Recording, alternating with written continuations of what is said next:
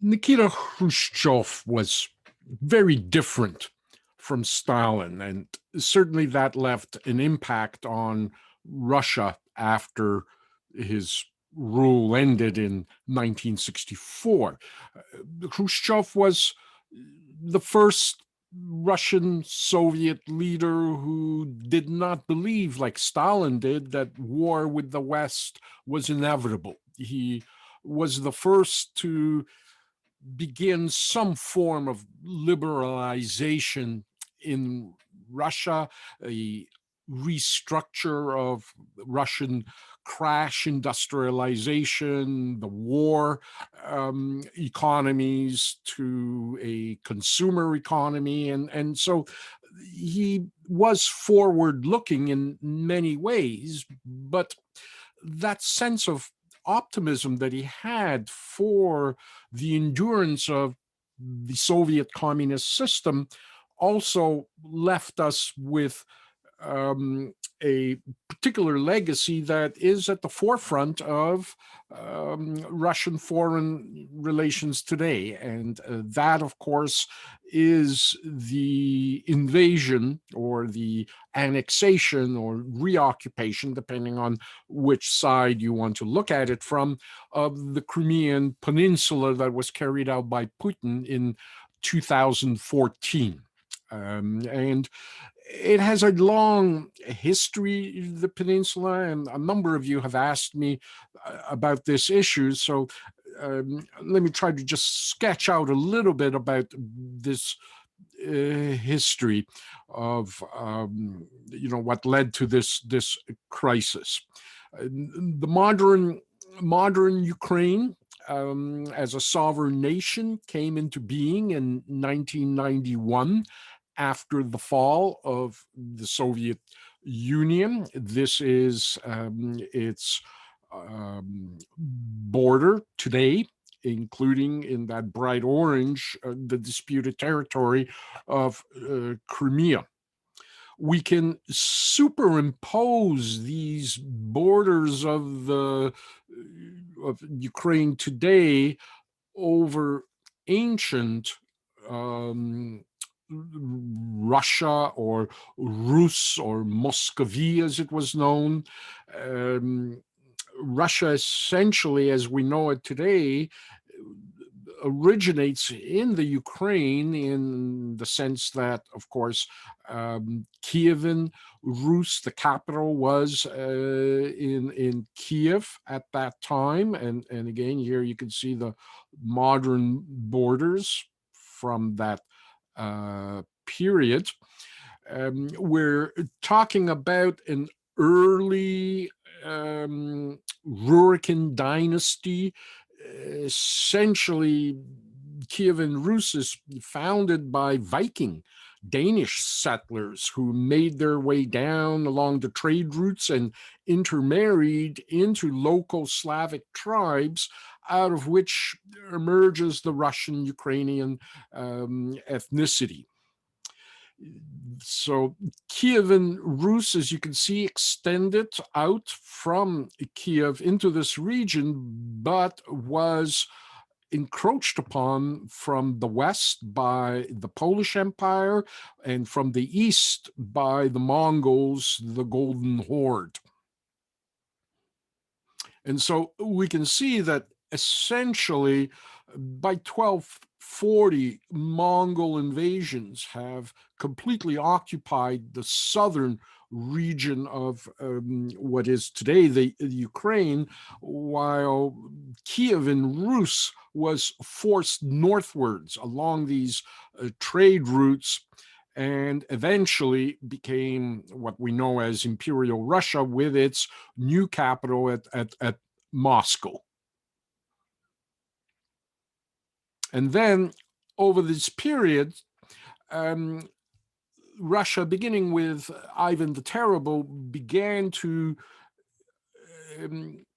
retake these territories away from the Mongols and so from the Tatars and from the Crimean Khanate. And so you can see how gradually Russia begins to reassert or Moscow, begins to reassert its hold over these territories, including the Polish-Lithuanian Commonwealth as well, which by the mid-1700s will also be acquired by the Russians all the way past Warsaw. This is kind of the modern borders of Imperial Russia up to the First World War.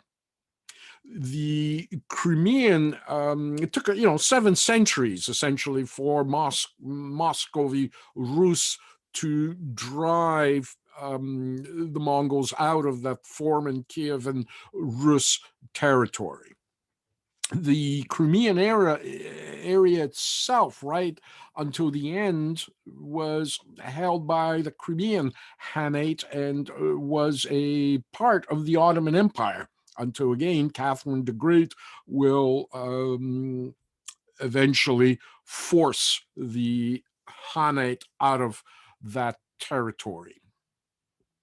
At that time, Cossacks, nomadic tribes, Slavic tribes, partly as well, no doubt, intermarried with Russians, with some of the Khanate Mongol hordes as well, fought as an ally of Imperial Russia against both the Poles and the Khanate and the Mongols. And modern Ukrainians essentially trace their roots to these nomadic warriors, the Cossacks. In the Treaty of Pereyaslav in 1654, the Ukrainian Cossack Rada, kind of a republic actually, signed a unification agreement with Muscovy and became part of Imperial Russia. The kind of modern Ukrainian culture begins to emerge in the 19th century, as many other cultures do. The founding fathers of Ukrainian nationalism and Ukrainian identity, Taras Shevchenko is the kind of the founding poet laureate of modern Ukraine. Mikhail Drahomanov is the founding father of kind of the political identity of the Ukraine, and essentially the Ukrainians, just like other peoples in the former Ottoman Republic, or the former Empire, like the Serbs, the Croatians, the Greeks, the Romanians, the Bulgarians, are all, starting with the 19th century, seeking a state of their own, a nation of their own, and certainly an aspect of those times. Crimea itself really, Ukrainian nationalists don't have any kind of historical claim on this peninsula in the 19th century, and even in the early 20th century. Crimea is not considered by Ukrainians as part of the Ukraine. It's a whole other territory that the Russians themselves are colonizing with, of course, Ukrainian help as well. But Crimea, essentially, the indigenous people are either killed or expelled out into the Ottoman Empire of the time. And Crimea becomes this strategic jewel in the Russian imperial crown. And Catherine the Great will seek to settle all sorts of peoples in Crimea, Germans, Greeks, as well as Ukrainians and Russians, and will, Imperial Russia and modern communist Russia as well, the Soviet Union, will defend Crimea to the death, starting with the Crimean War of the 1850s against the British, Turks, and French, who began to worry about Russian power on the Black Sea, the ports that the Russian Navy had built on the Crimean Peninsula, and of course the Black Sea, of course, empties out into the Mediterranean, and that strategically is important as the Russians now build a Black Sea fleet that can be deployed into the Mediterranean.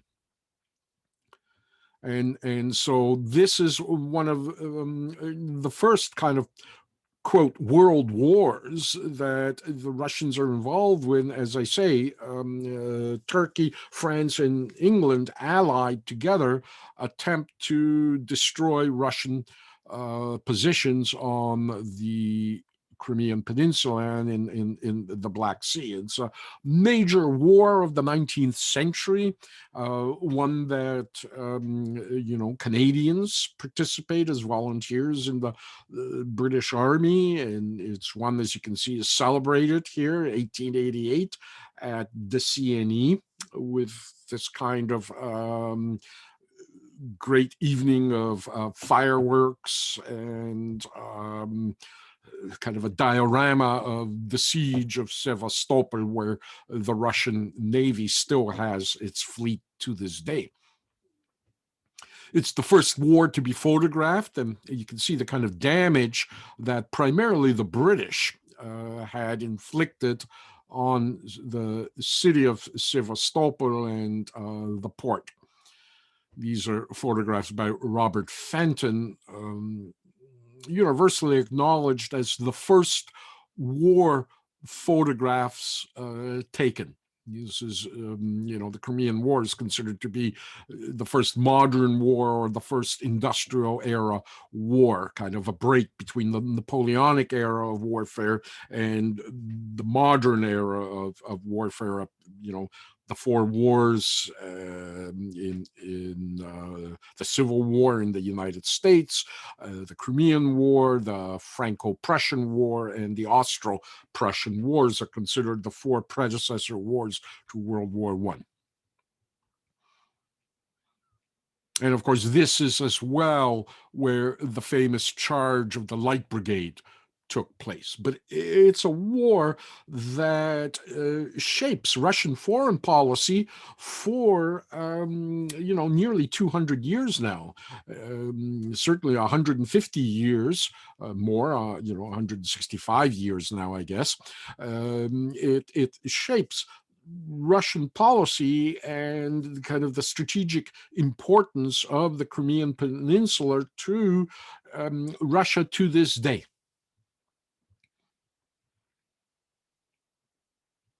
This is a Putin-era painting of just what that war means, with all its religious and nationalist symbolism. The artist, Vasily Nesterenko, and this painting hangs in one of Russia's military academies. And so in many ways, in Putin's Russia today, this is a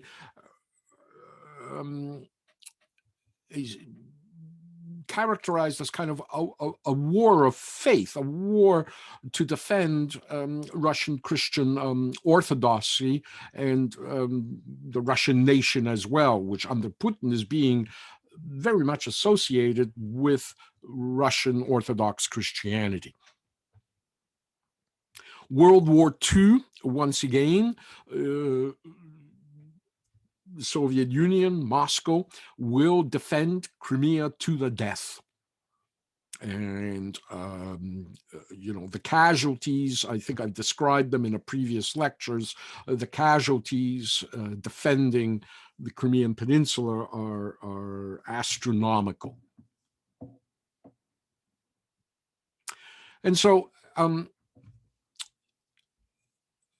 the Ukraine will, by the time of the revolution, will have a strong nationalist movement. When Imperial Russia collapses, there is a brief period where Ukraine becomes a sovereign state, but eventually it will be swept up after the Civil War into the USSR, the Union of Soviet Socialist Republics, and the Ukraine, the Ukrainian Socialist Republic will become one of the republics in the Soviet Union.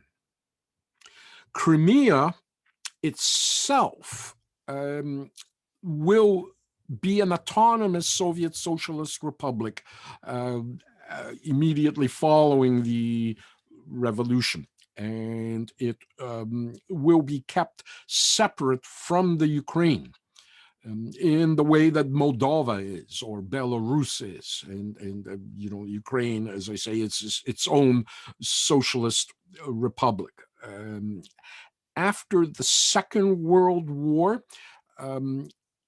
the Crimea becomes an oblast, a province, and it will become a province of RSFSR, the Russian Socialist Federal Republic.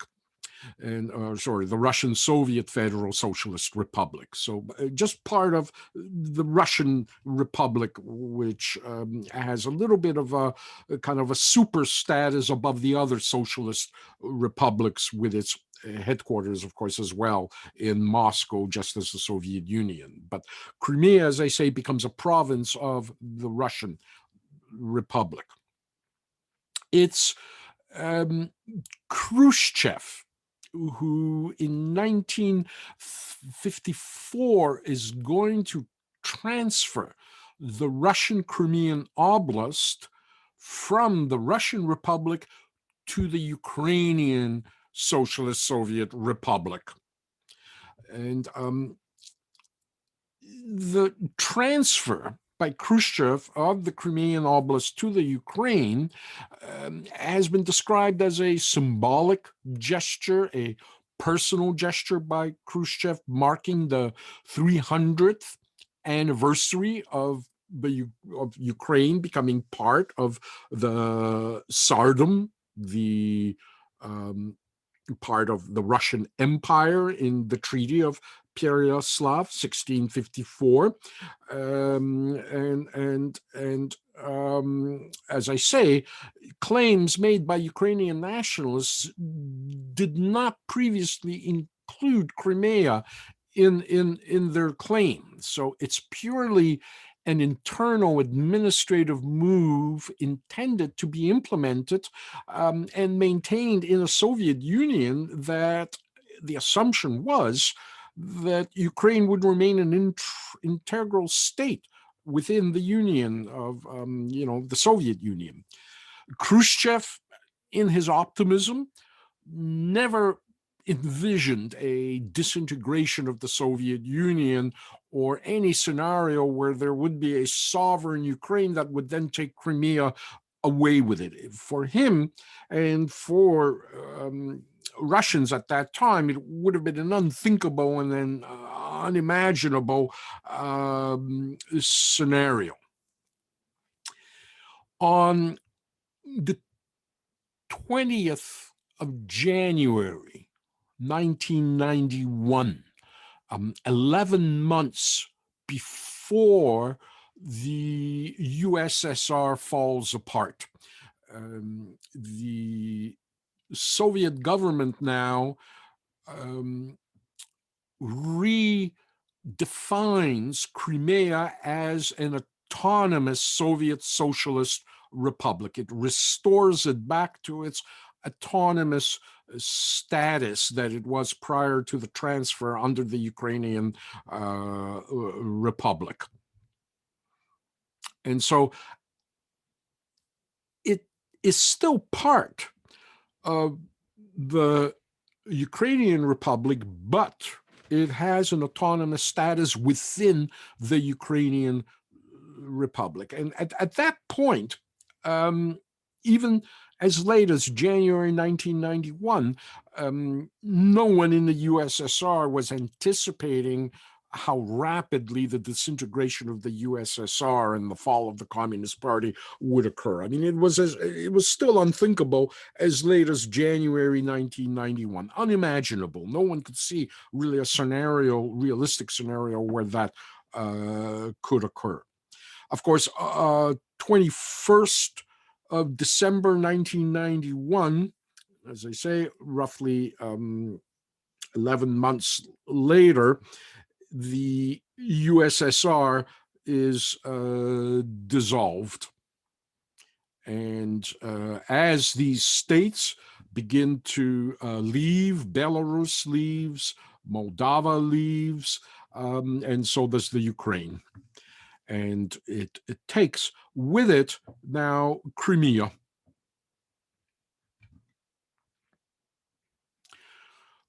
This is immediately a problem because, of course, Crimea had been given that autonomous status.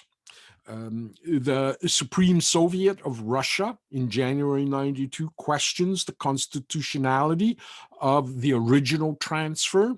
Nikita Khrushchev is accused of treason against the Russian people. It's said that the transfer is illegitimate. Alexander Rutskoy, the former vice president of Russia, describes it as a quote, harebrained scheme, for which Khrushchev himself is famously quoted saying that those who signed the document must have been suffering from sunstroke or hangovers.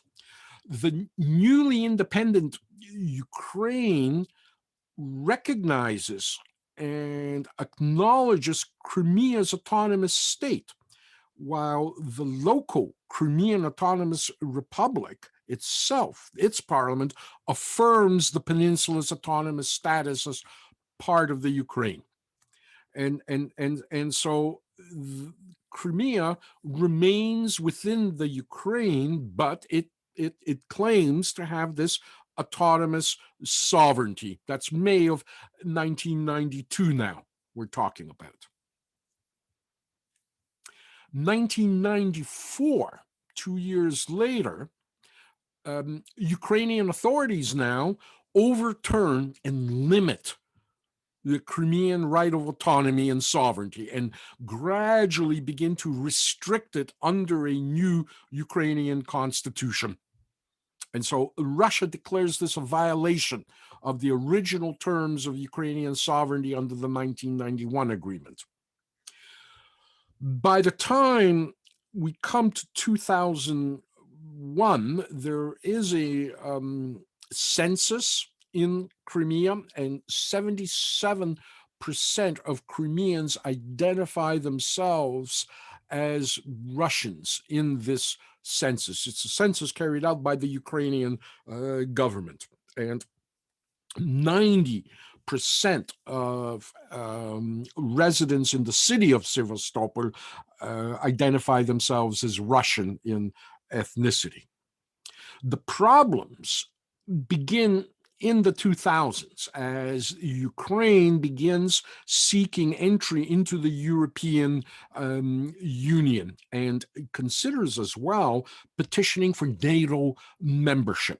And you can imagine the Russian position of having a NATO nation on the Black Sea, including, the Crimean. I mean, that would have been unthinkable and still remains unthinkable. And it's in this period between 2001, 2014 that the Russian ethnic majorities begin to seek to reestablish their previous autonomous status, very likely leading what everybody thought would be to a reunification with Russia.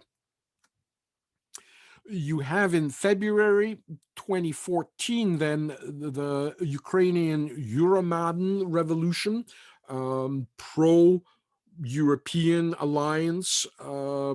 Ukrainians seize power after the elected president of the Ukraine stalls the Ukrainian-European agreement. The Crimean Autonomous Republic Parliament calls for a referendum on the status of Crimean sovereignty and autonomy with the Ukraine. It demands a return to the 1992 autonomous status when Crimea had was attached to, seceded from Russia with the Ukraine, and now the Ukrainian security service threatened that they will, quote, use severe measures to prevent any action taken against diminishing the territorial integrity of the sovereignty of the Ukraine. And that's, of course, now including the Crimean Peninsula. March 2014, Ukraine declares the upcoming referendum illegal. Crimea goes ahead and holds its referendum just the same. There's a turnout of 83%, and 95.5% of Crimeans vote to secede from the Ukraine and join Russia. Ukraine claims the referendum as illegitimate and threatens to suppress Crimea by any means necessary. Crimea declares independence from the Ukraine, like that. And it petitions admission of the Republic of Crimea and Sevastopol as federal subjects of Russia. 50% of the Ukrainian army deployed in Crimea defects to the Russian army, while the Russian army as well deploys into Crimea. March 24th, the remaining Ukrainian troops now withdraw from the Crimean military bases and naval stations, and they're taken over by the Russians. And this is essentially, as you can see, a complicated situation, one that was characterized by the West as an invasion of Crimea. The United States, Canada, and the European movement, who had their own interests in the Ukraine, sponsor a non-binding United Nations General Assembly resolution declaring the referendum that the autonomous Crimean parliament held as, quote, illegal. And they condemned the restoration of Crimea to Russia. And that's where the situation stands today with Crimea. So we can see it's lost somewhere in the tangle of diplomatic declarations, various status, and states of sovereignty for the Crimean Peninsula vis-a-vis Khrushchev's kind of association of Crimea with the Ukrainian Republic, Soviet Republic of that time. So I hope that gives you a little bit of clarity. I'm sure it doesn't on what exactly happened in the Ukraine. And so we come after 1964 and the loss of power by Nikita Khrushchev to the Brezhnev era, an era that I think certainly defines much of our adolescence and as well our kind of Middle Ages. The Brezhnev era, it's nearly a 20-year era of rule. Brezhnev will rule between 1964 and 1982. He is the last of adult wartime, World War II time Soviet leaders. He was, during the Second World War, a senior political commissar in the Red Army. He was born in 1906, so he already was in his early 40s during the Second World War. He, as I say, he is a general. He's a senior political commissar in the Red Army. He will be recognized by Stalin after the war, and he will be promoted to the Politburo or the Presidium as a candidate member by Stalin. He is one of the last of the Stalin proteges. When Khrushchev replaces Stalin, Khrushchev will continue promoting Brezhnev, and Brezhnev essentially becomes a minion of Khrushchev, but will, of course, oust Khrushchev in 1964 and replace him.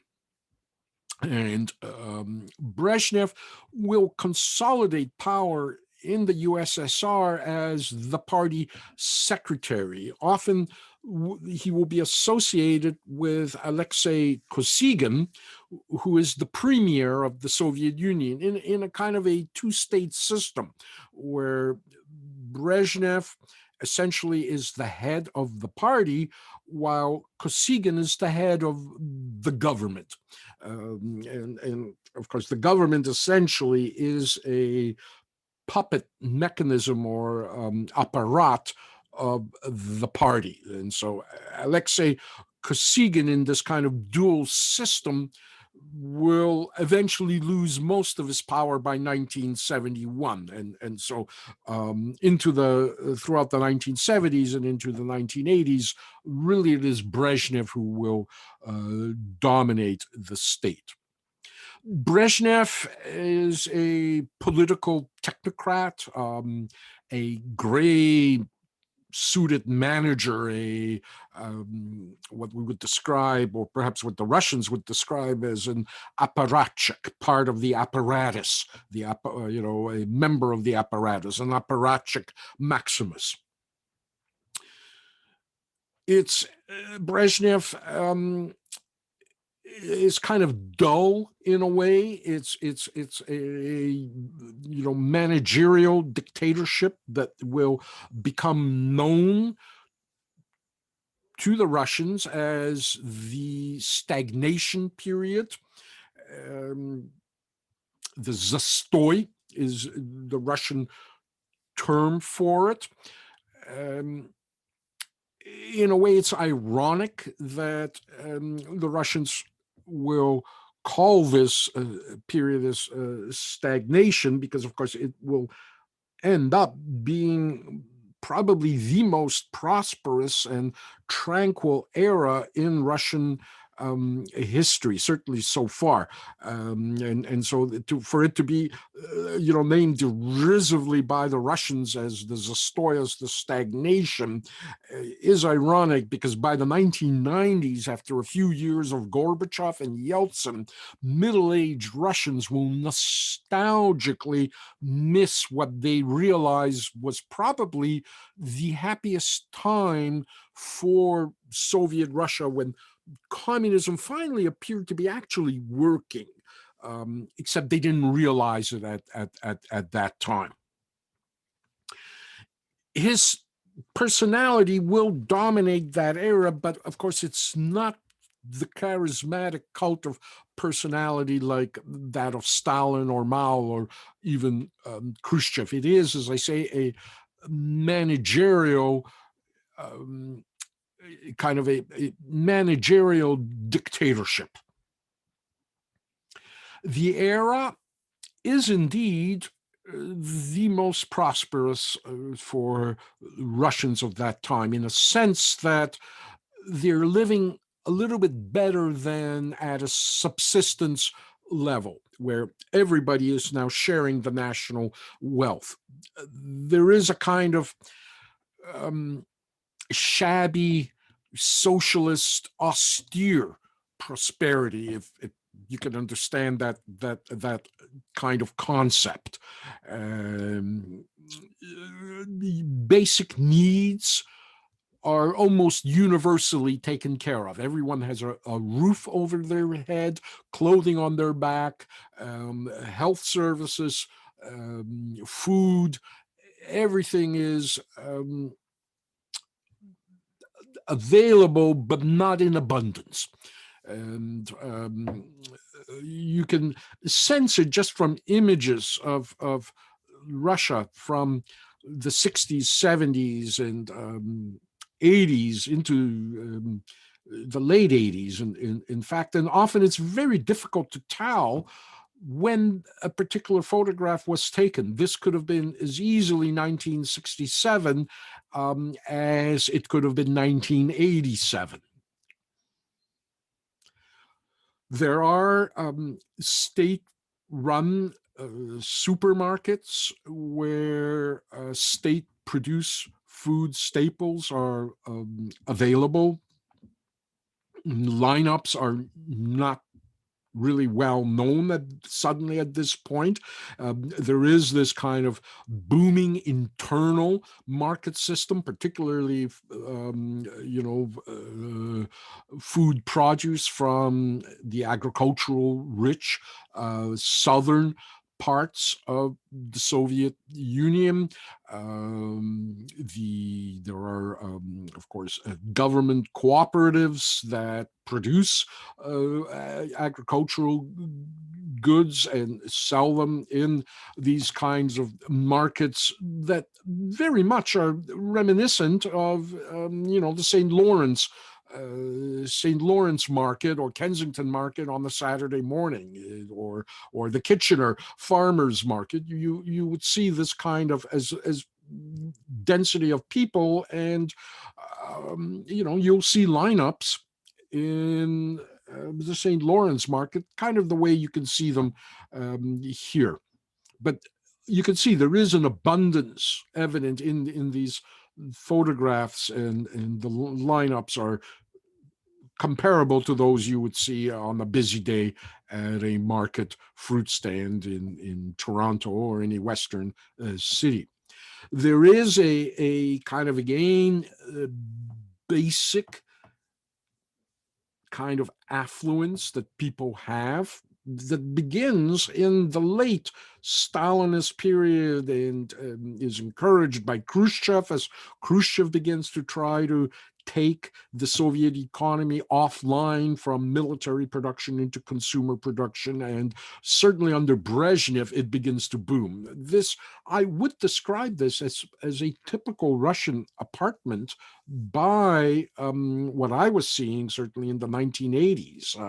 The TV set, the Central Asian carpets on the floor, a large shelf or kind of stand for plates and dishes. A lot of Russians had especially in the cities, I can't speak as much about the countryside, but certainly in the cities, Russians kind of resembled lower middle class or upper working class skilled labor class homes that you might have seen in the 1960s in North America. There was, as I say, a booming market of goods produced internally from various type of alcoholic drinks, fruit, brandy, Russian type cognac, wine coming in from places like Georgia, and Russians began for the first time since perhaps first time ever. Certainly in kind of the diversity of Russians, sharing a kind of abundance of basic goods and even luxuries. What wasn't available for the ordinary Russian certainly was available through the nomenklatura system that Brezhnev as well sets up.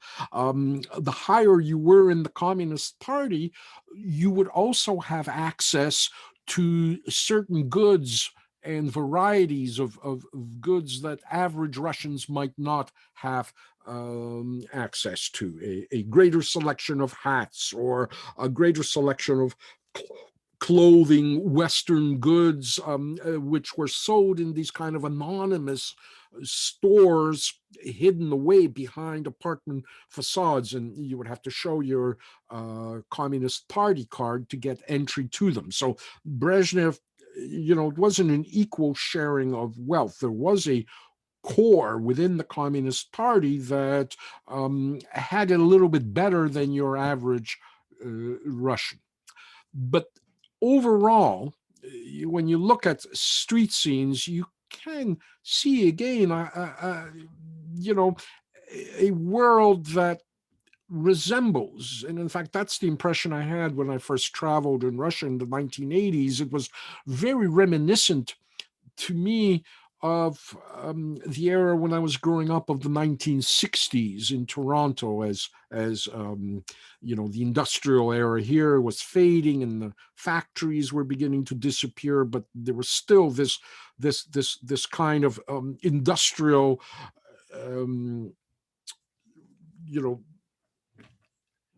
I would describe it as well, perhaps, as a kind of austere prosperity.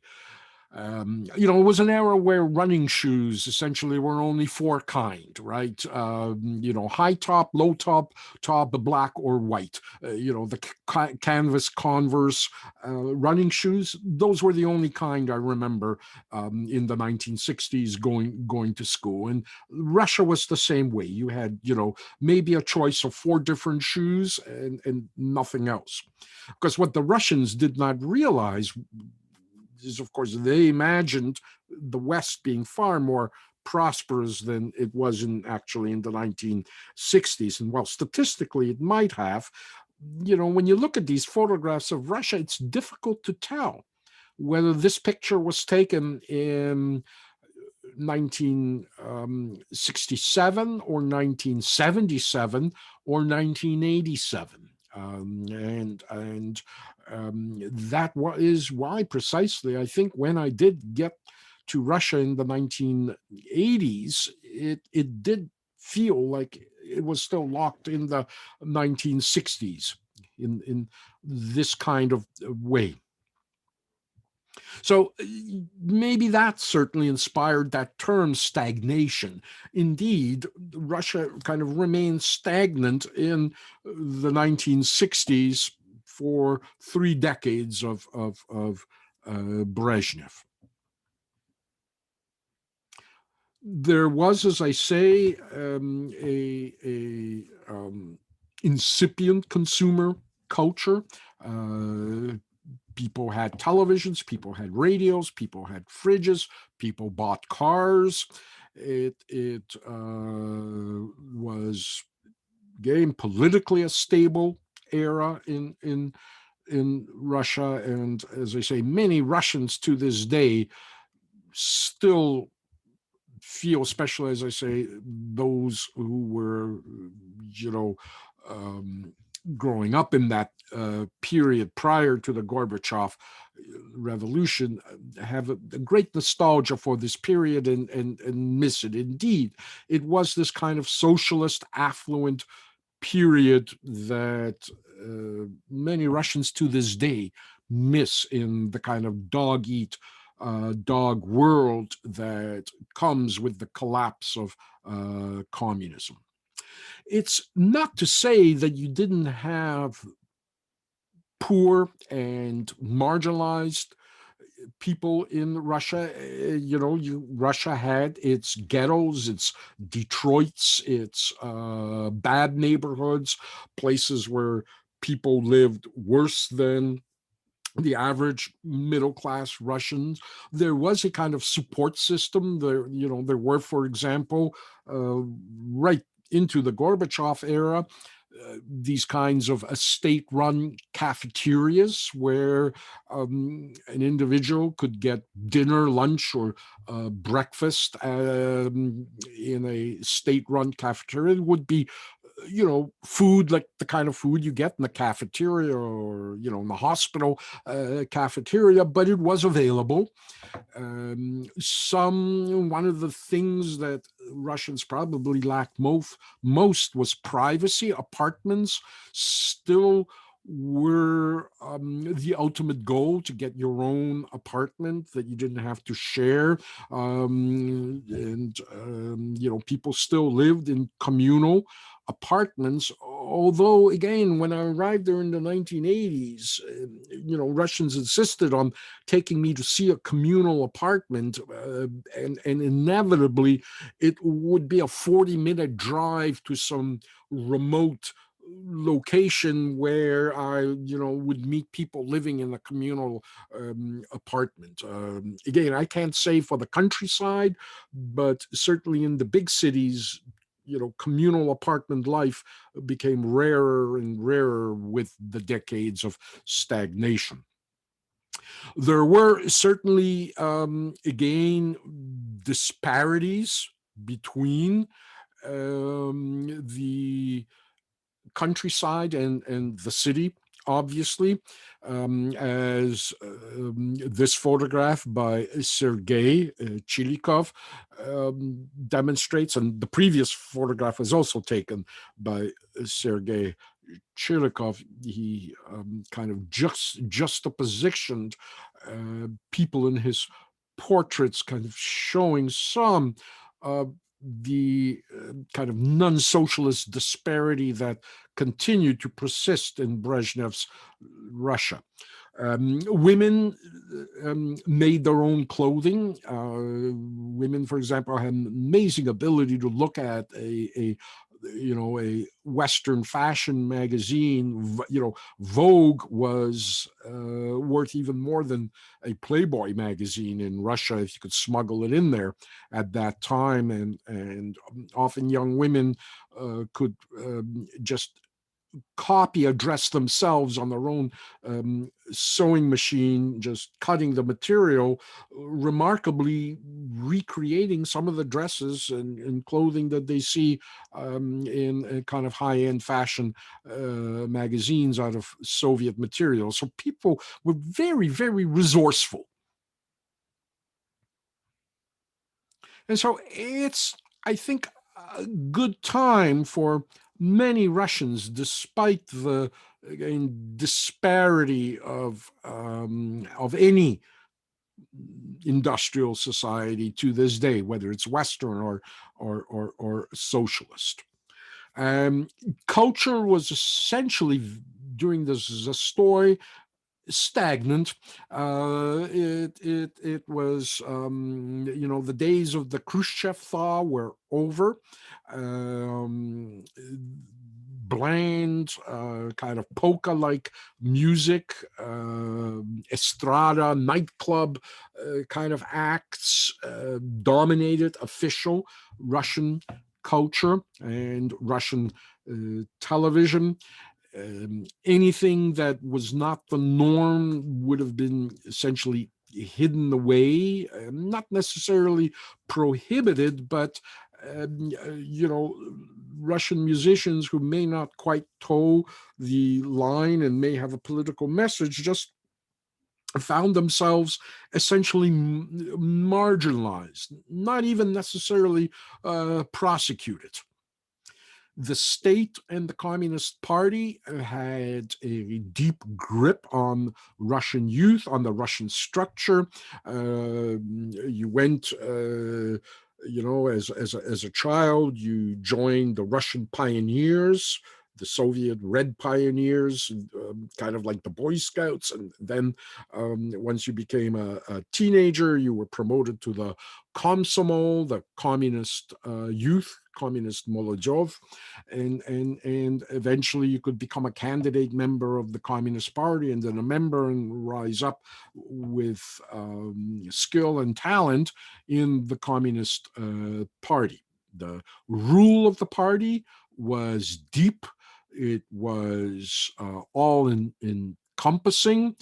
And as I say, the nomenclatura ensured that members of the Communist Party, depending upon their rank, shared in, had a greater share of the wealth. Nonetheless, for those kind of in the middle and in the bottom of the Communist Party, it was a modest wealth. I mean, you might have access to extra shoes or extra clothing, but we're not talking about the kind of mega millions that the oligarchs would develop under Yeltsin, that kind of taking of the share. And so the Brezhnev system, as I say, is kind of non-confrontational. It's blank. It's a kind of a corporate stability.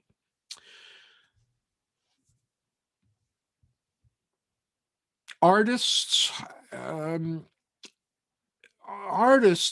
painters, filmmakers, writers, musicians, although maybe it was a little bit more difficult for writers, but they kind of continued to operate in a dual world between being an official artist or being a non-official artist without kind of support from the Soviet government. And so, for example, Eric Bulatov, who you will meet in the documentary I posted to the website that comes along with this lecture as well, began to incorporate kind of that, again, that stagnant imagery into an ironic context, into a subtext. And his paintings were not shown. They were not prohibited, but there was no way that Eric Bulatov would get, for example, a show in a gallery anywhere in Russia, or be sponsored to show his paintings in a show abroad, like in, for example, in the Venice Biennale. So he would not be a state-sponsored artist. And that essentially is the level of repression, rather mild, under Brezhnev when it came to things like art. And so Bulatov essentially incorporated these subtle ironies into his paintings of during the 1970s, 1980s under the Brezhnev era. There's almost nothing anti-Soviet about them, other than, again, this kind of ironic kind of framing and ironic composition of Bulatov's imagery.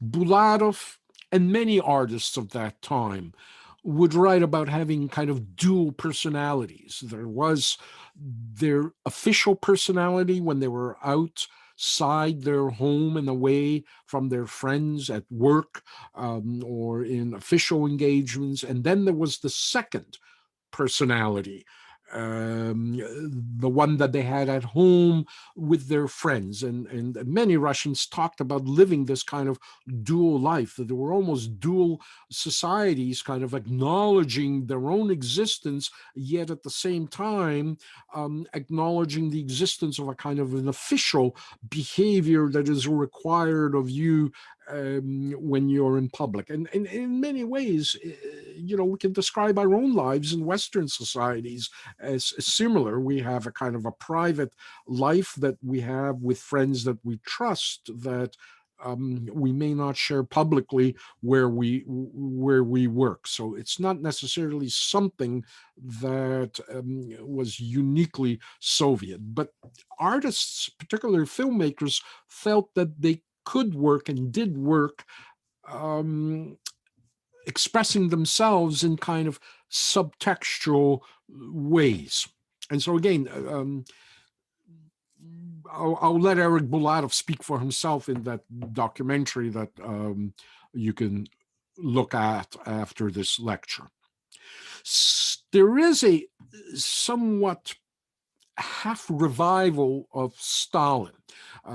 Stalin is not exactly restored back into the Russian pantheon of heroes, but through the Brezhnev era, Russian historians, the Russian official state, the media begin to focus kind of on, quote, the positive aspects, end of quote, of the Stalin era. Stalin's industrialization of Russia, Stalin's, he is the Winston Churchill Roosevelt of the Second World War for Russians. So Stalin's leadership, the successful parts of it during the Second World War, Stalin's name begins to reappear, but none of the crimes that he had committed are brought up, and the Gulag remains something that is unspeakable in the Brezhnev era. That won't come. Comments on the repression, the purges, the murders, the kind of as well, the incompetence of Stalin during the Second World War, none of that really is in the public discourse of the Brezhnev era. Dissidents are still prosecuted, and though they're no longer necessarily imprisoned in labor camps, many of them now are declared insane. You must be insane if you want to leave Russia, or you're a dissident against the Soviet system. And so the KGB will still enter people's homes and search for kind of prohibited literature or for anti-Soviet literature. But however, rather than being imprisoned, the dissidents are often confined into mental institutions.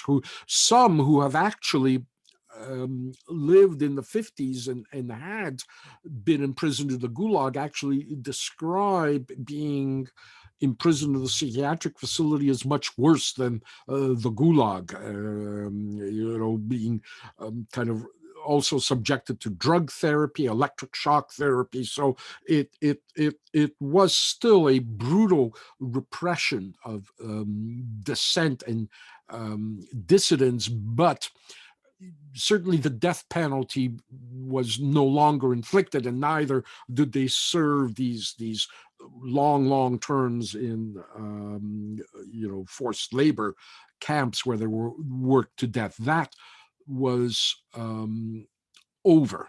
And the most prominent dissidents, like Solzhenitsyn, for example, when he after publishing or trying to publish the Gulag Archipelago, which ends up, of course, being published in the West, are expelled from the Soviet Union. Something that other dissidents are actually very jealous of, because they just want to get out of the Soviet Union, but are not being given exit permits to immigrate out. There is a very rich underground literature. The Samizdat means self-published. These were manuscripts that people sometimes would type up on onion skin and share with another person. Often the deal was that if you get a copy, it is your obligation to make a copy of the copy and distribute the copies. So there's a kind of a self-printing system. Miniaturization as well. People who worked in the print sector sometimes at night would access these micro printing presses and produce these tiny books. This is, for example, a Russian version of the Gulag Archipelago that could fit in the palm of your hand and can be easily smuggled and passed around. Eventually, in fact, the official Soviet book industry starts publishing books that look like samizdat books in their miniaturization. I have a small collection of them, and this is what they look like. Quite amazing kind of micro printing.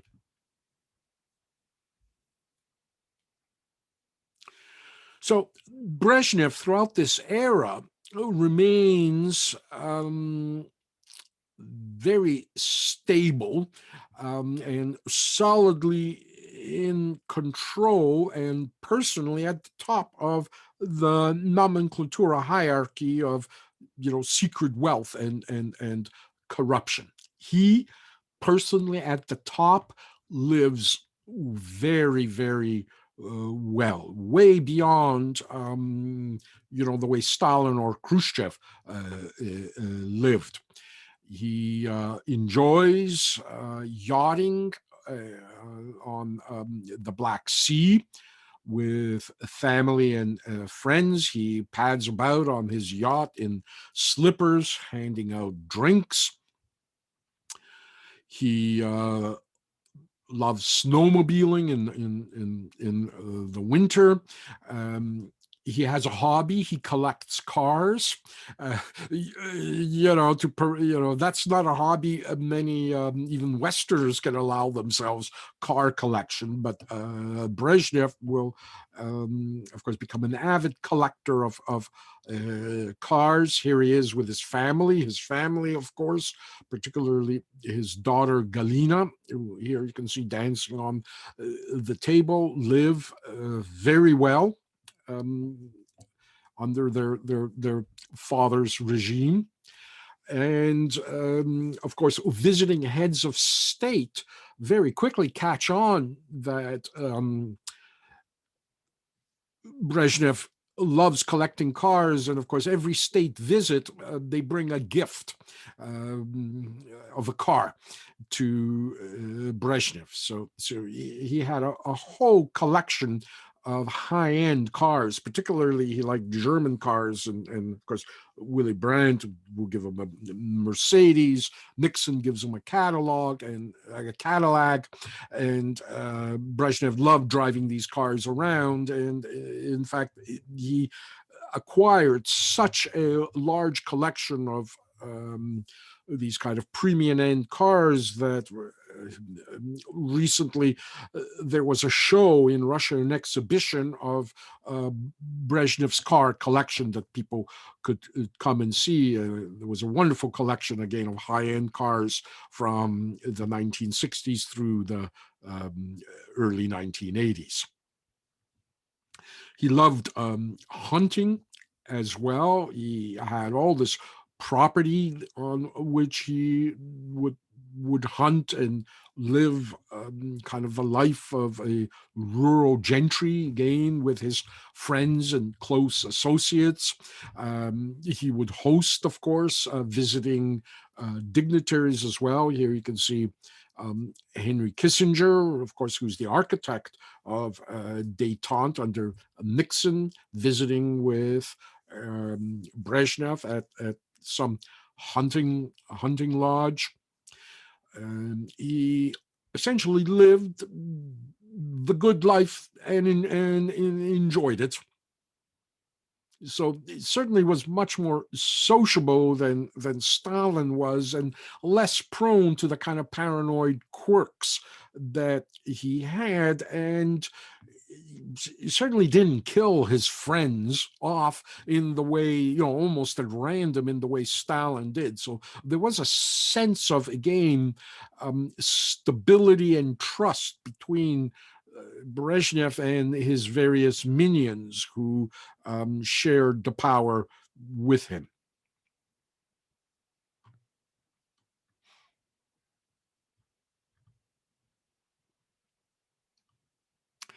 Brezhnev was a compromiser in many ways. He believed that he could find interests that anybody would share with the Communist Party and the Soviet state. Often these interests would be solidified over a drink, as here Brezhnev essentially makes peace with the Russian church and gives, the Russian church hierarchy kind of even a greater recognition in the Soviet system. It divides Russian Orthodox churches outside the Soviet Union. Of course, many congregants there were refugees from from communism, and when kind of Russian church structure is given this kind of official approbation in the Soviet state, it began to the question of Russian churches outside the Soviet Union, whether they're going to become subject to the patriarchy of the Russian church, becomes an issue. And some foreign Russian churches, like my own, for example, here in Toronto, recognized the Soviet patriarchy. Others broke away from the church and formed their own non-Soviet recognizing congregations. But again, Brezhnev is seeking out this accommodation. He'll do it with Willy Brandt of West Germany. It's under Brezhnev, of course, that West Germany, that had previously refused to recognize East Germany as a state, will now recognize East Germany, and tensions between West and East Germany over the wall will begin to be lightened. Although the wall is not taken down, there are provisions for West Germans to be able to visit East Germany family members, and so the division begins to soften, and as does the European attitude as well towards the Soviet Union, which already had been softening under Khrushchev.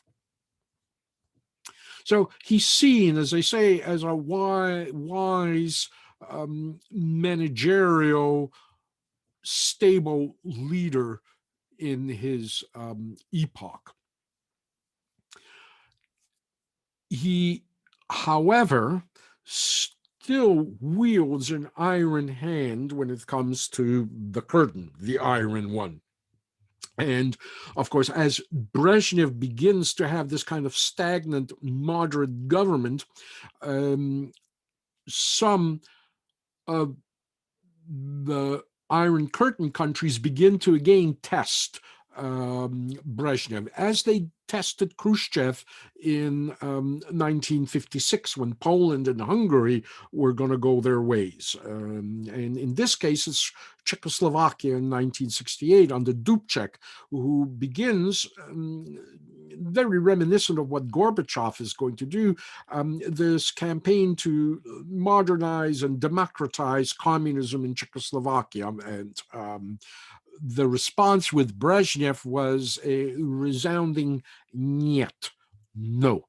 And so in August of 1968, Brezhnev suddenly deploys Warsaw Pact countries into Czechoslovakia, including Russia, and the kind of Prague Spring, as it's known, is put down by the Russians.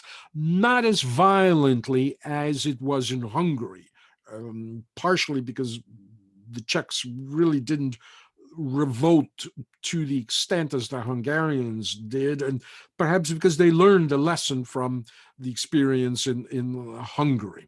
But any idea of democratization or any communist state taking its own direction without approbation from the Soviet Union becomes and is underscored by Brezhnev as a no-go scenario.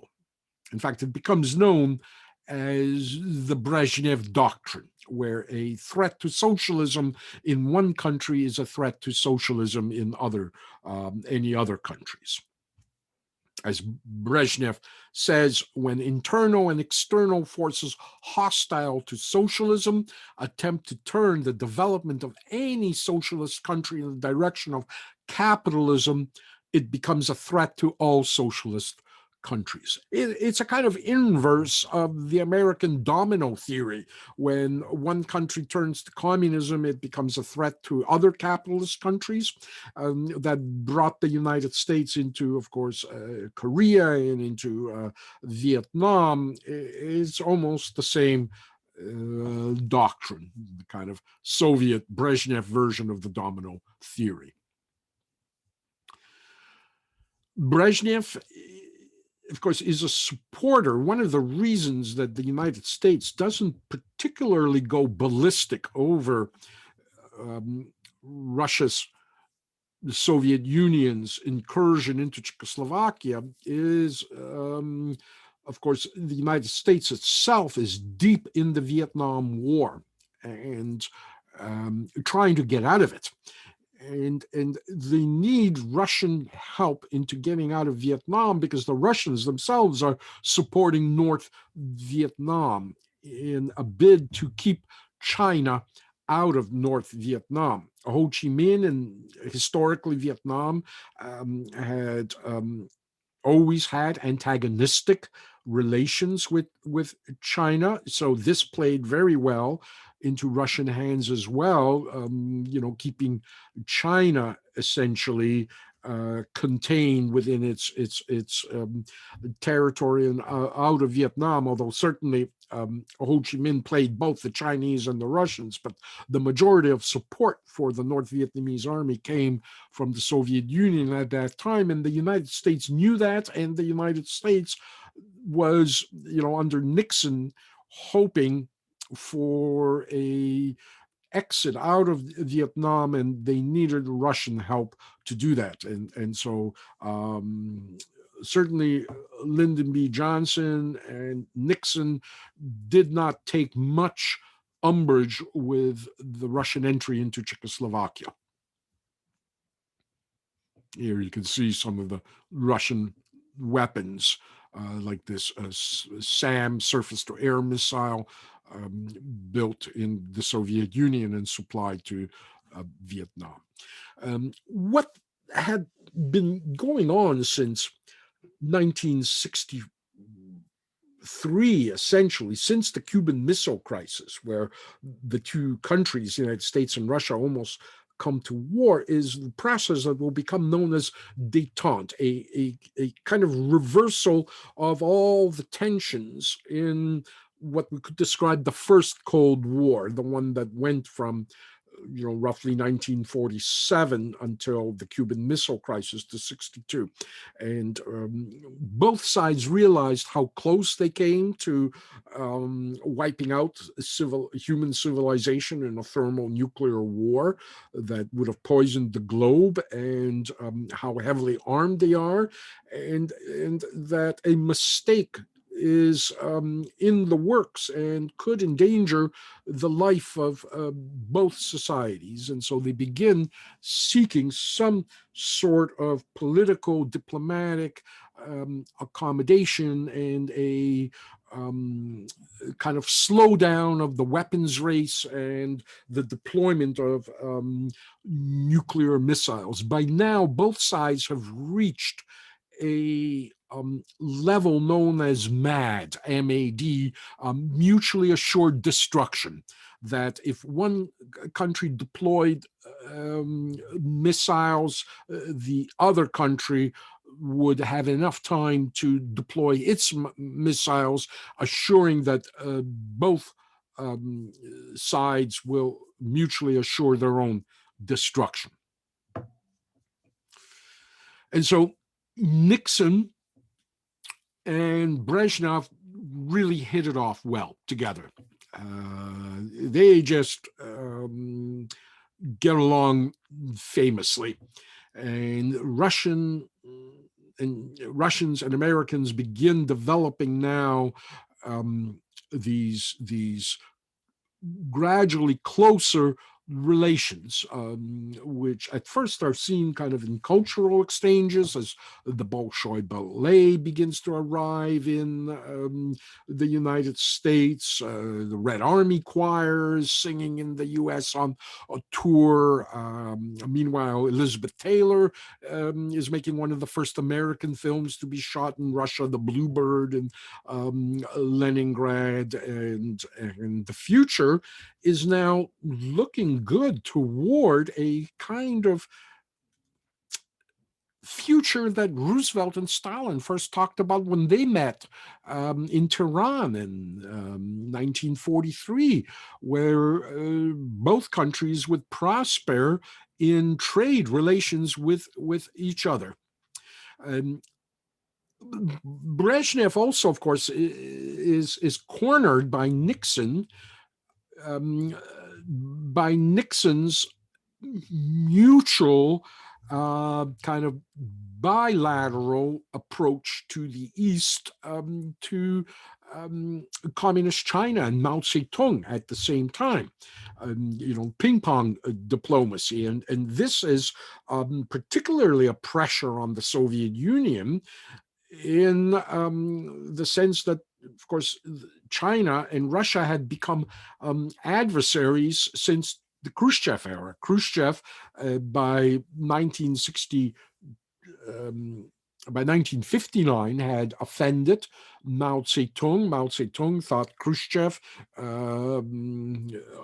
a sellout, that Khrushchev was ready to sell out China for better relations with the United States. And in a way, he's not mistaken. For example, the promises that both Stalin and Khrushchev had made that the Russians will supply Mao Zedong's China with nuclear weapons were broken. Khrushchev began after he took power, and after he began to visit with that first visit he paid to the United States with Eisenhower, of course, which occurred in September 1959, the 10th anniversary of Mao Zedong's revolution. Khrushchev had declined to supply those weapons, and gradually Mao Zedong began to accuse Khrushchev of being a revisionist. And revisionism, of course, is a word that in Stalin's Russia would have got you a bullet in the head, essentially. So it's a very heavy accusation. And Khrushchev, of course, falls out of the pantheon of Marxist revolutionaries, and certainly Khrushchev does not fit into that pantheon. Mao Zedong, once Stalin is dead, will take the lead in that pantheon, and relations between the Soviet Union and China start souring very, very quickly, as both begin to accuse each other of being filthy imperialists. And China, by the 1970s, of course, is becoming now, as they begin to acquire their own nuclear weapon, and are becoming actually a threat now to Russia. And by in 1969, there was actually war between the Soviet Union and China in this small border region in the east, not far from, again, the scene of the Manchurian problems of the 1930s, 1940s, even 1905. So it's a limited war on the Amur River, but of course the scenarios are, certainly in the American diplomacy, is maybe we can play the Chinese off the Russians, and the Chinese, of course, are playing the Russians off the Americans, while the Russians are playing the Americans off Chinese. All three are playing each other off each other. It's an interesting period. And of course, the architect of this, of course, is a Harvard professor, Henry Kissinger. Kissinger had, or Kissinger, in kind of, I guess, American way of saying his name, his specialty at Harvard was in the Metternich period in post-Napoleonic Europe, where there was a kind of a stability and a balance of power between these various nations that were not necessarily ideologically on the same page, yet look towards global prosperity, or at least European prosperity and stability, as a positive thing, despite their own interests. And indeed, the Metternich period, Metternich was a Secretary of State of Austria in the 19th century, the Metternich period following the defeat of Napoleon gives us an era of perhaps the greatest stability Europe had experienced up until 1848, when all those middle-class revolutions broke out. And so certainly Henry Kissinger was a great admirer of that, and so did to Nixon, who as well so did to Brezhnev and Mao Zedong. Nixon and Brezhnev begin concluding arms limitation treaties that were first, begun to be negotiated by Khrushchev and Eisenhower, then Khrushchev and Kennedy, and so forth. These are formal agreements, and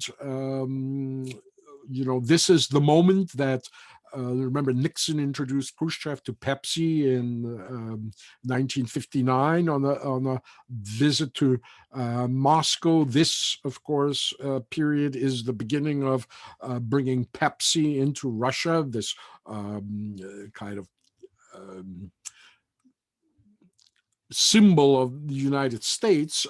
Coke, of course, really was even a greater symbol of the United States. But this is how Pepsi got a foot in where Coke couldn't. And of course, the Communist Party ran Pepsi bottling plants the way, investors in the West can buy a franchise bottling plant and are, the Pepsi Corporation sells the syrup, but the franchise sells the bottled water with the syrup. And that's exactly what happens in the Soviet Union. And Russians take to Pepsi the way, they took to vodka originally. It's the Russian Pepsi generation, and will be right into the 1980s. Again, when you were in places in Russia where the water might have been a little bit dangerous to drink, you can count on safely at least drinking Pepsi or brushing your teeth in Pepsi if you were afraid to use the water. It was ubiquitously available everywhere all the time in the Soviet Union. Gerald Ford, who replaces Nixon after Watergate, Kissinger remains there still, will now sign kind of the key document in what becomes known as Détente, the Helsinki Accords in 1975. First of all, at this point, with the signing of the Helsinki Accords, it's generally thought that the Cold War is over. In fact, 1974, 75, doing my first year at UFT, and I'm taking some political science classes, including one on the Soviet system. And what's being discussed by academics at this point is, first of all, the Cold War is talked about in the past tense, And the theory that academics are arguing at that point is the theory of convergence, that the capitalist economy and the Soviet communist economy will converge into a system akin to something like Swedish socialism or even Canadian socialism. That there, what's going to happen in the Soviet Union perhaps will be a kind of state capitalism.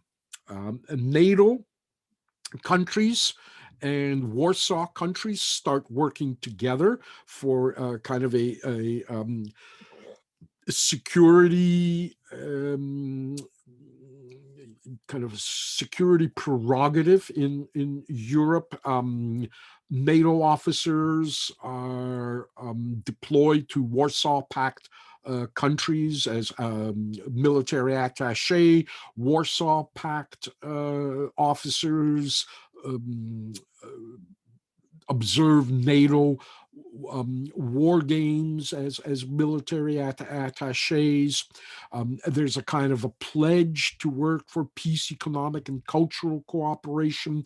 Most importantly, everything Stalin wants in 1975, Brezhnev finally gets, and that's the ratification of European territorial boundaries after the Second World War. That means, of course, that Estonia, Lithuania, and Latvia, which were independent countries prior to the Second World War, but were then invaded by the Soviet Union in 1940, prior to Operation Barbarossa, they will now be, under the Helsinki Accords, recognized as Soviet territory. So it's certainly a selling out of the Baltic nations. The acquisitions of territory in Poland, the creation of East Germany as an independent sovereign state, the DDR, the Democratic German the Deutsche Demokratische Republic, the German Democratic Republic, GDR, is recognized, and so this would have made Stalin certainly happy. Everything that he had problems with in those years after the Second World War, when Harry S. Truman, took the leadership of American foreign policy after Roosevelt's death, will be delivered by Gerald Ford, essentially, in the Helsinki Accords in 1975. It's a complicated accord. It is divided into a number of baskets, and essentially I've described to you basket one. Basket two was a economic basket where there would be open trade between the USSR and the United States, and the United States was to grant the USSR most favored nation status.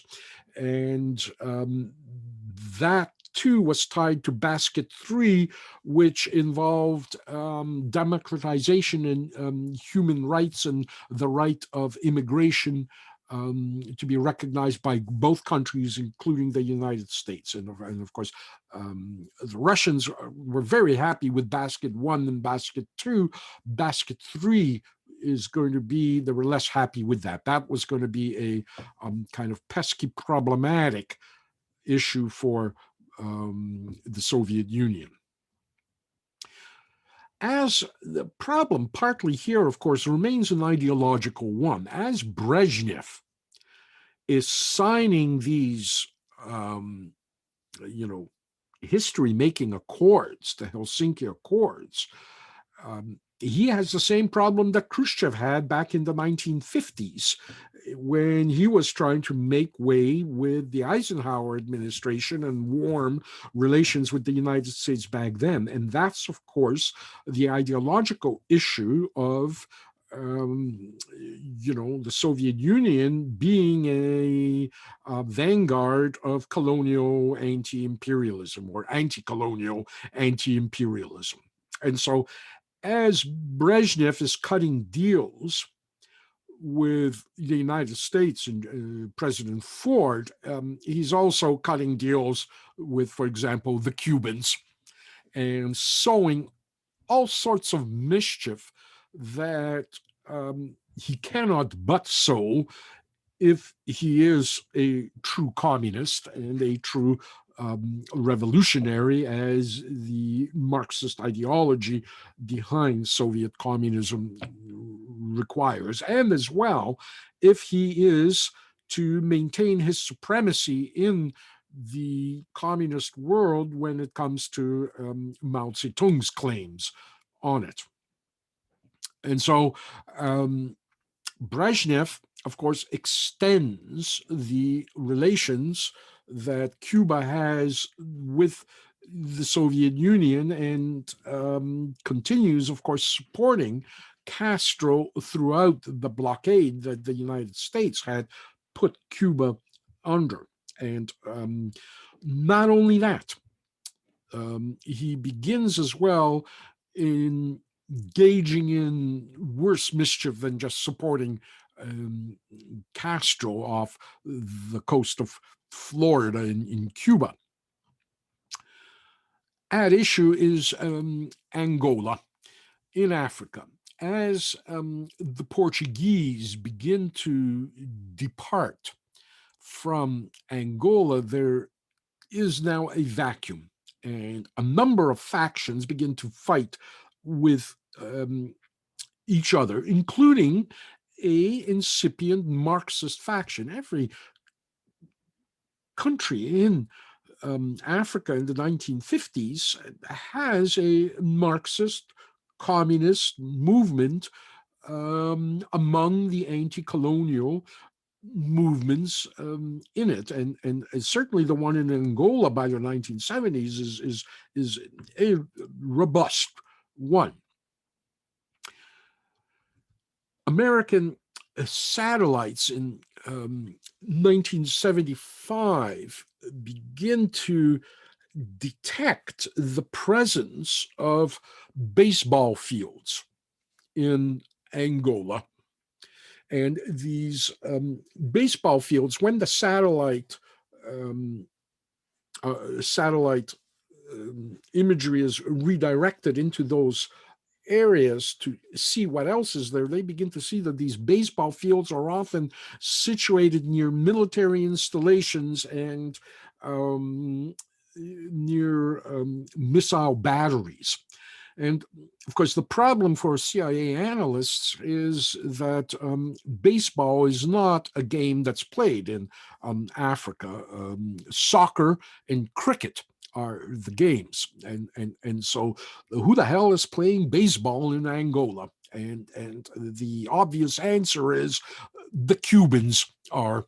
And so the closer U.S. intelligence begins to look at the various factions fighting in Angola, it begins to realize that Black Cubans are being deployed into Angola among the Angolan indigenous troops, and so they're not at first discernible until you start looking at the tribal origins. And of course, Angola being on the west coast would have been historically as well the source of slavery, which is how you have blacks in Cuba, former slaves who were brought there by Spain, and often brought there from the same tribal areas. So often you couldn't distinguish whether you were looking at an indigenous Angolan African or whether you were looking at a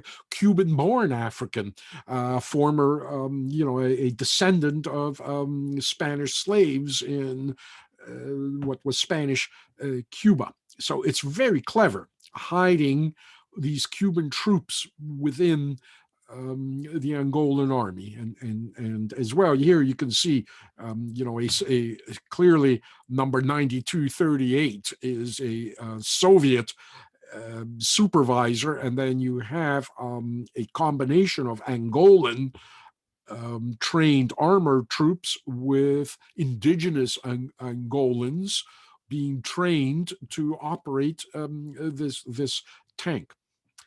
And so this begins to threaten some of the intent of Détente. And because it is clandestine, again, the United States, although, it kind of diplomatically challenges the Soviet Union, and then it begins to deploy its own Americans into Angola as mercenaries, as in the guise of private mercenaries, kind of a la Bay of Pigs. Both sides engage in this without at the same time acknowledging it. They kind of look the other way in the hope that détente will continue to develop and grow into something better. The other problem, of course, as well, is the Soviet commitment to the Palestinian cause.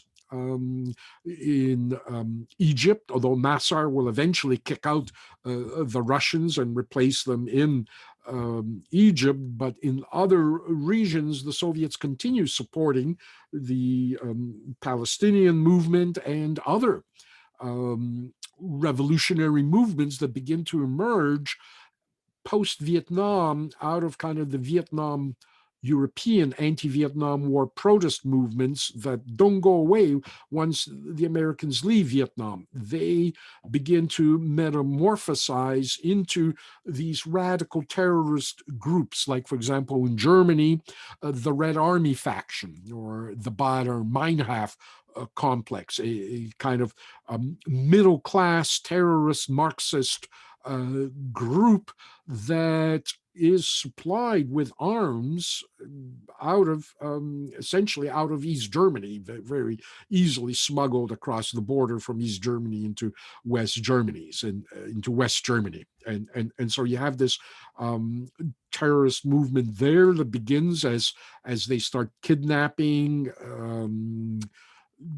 German government officials, corporate CEOs, as they begin to get into armored Mercedes. The Baader Meinhof group comes back with rocket-propelled grenades that start taking out these armored vehicles, and so you get this kind of reign of terror in West Germany that is clandestinely sponsored by the Soviet Union, kind of as an ideological objective to destabilize the West, despite this public face of détente.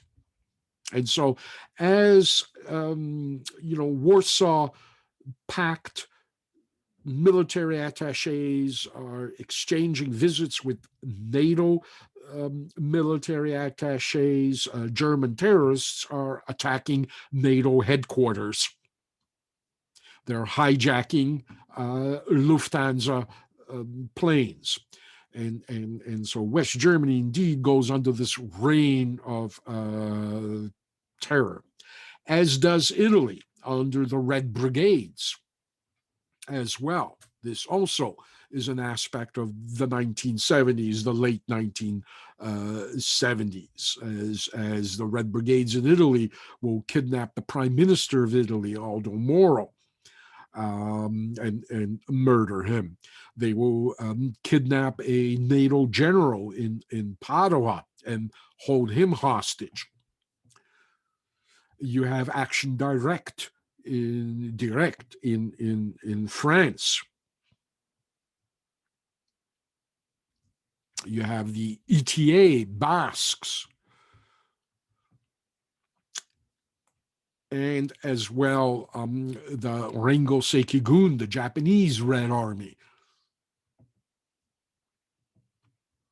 All these groups have shadowy links to KGB liaisons, to what extent they were backed by the Russians is today a question of, still a disputed question. And, until the KGB really opens their archives, which will probably be never, we really won't know much about the 70s and the Soviet Union's link to all these terrorist organizations, including the FLQ here in Canada.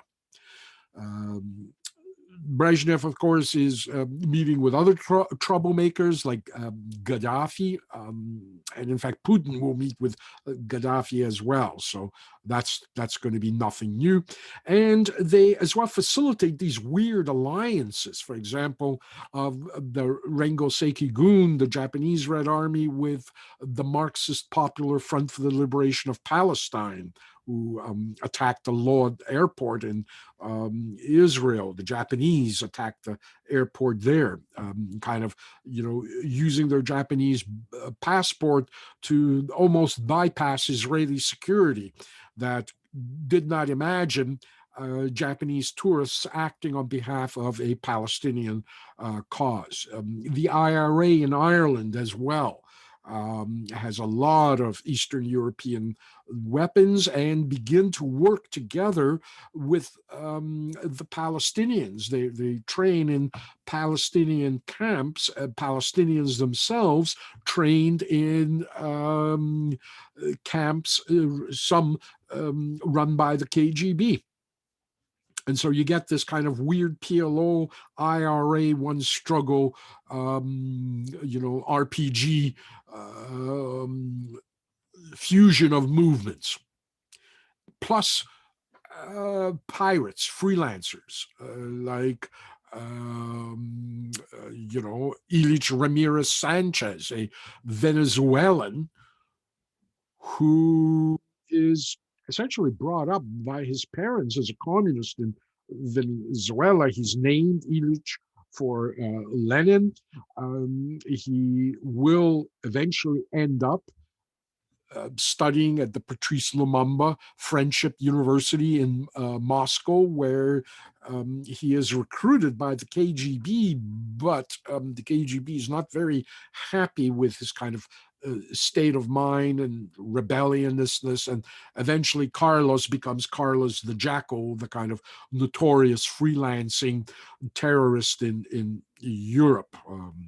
He's captured, I think, finally in the 2000s. He's extradited from the Sudan, if I'm not mistaken, and is in prison in France today for the things that he did in the 1980s in France as I say, freelance terrorist, essentially. Kind of in the way Che Guevara was. Remember, Che Guevara was not Cuban; he was Argentinian, kind of freelancing as well.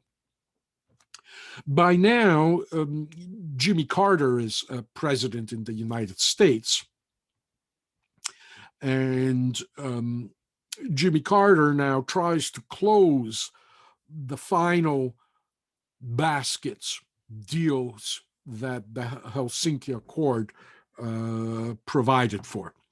And again, here you can see, these three main baskets: security in Europe, kind of trade, technology, and culture, and an agreement on human rights and the free movement of peoples.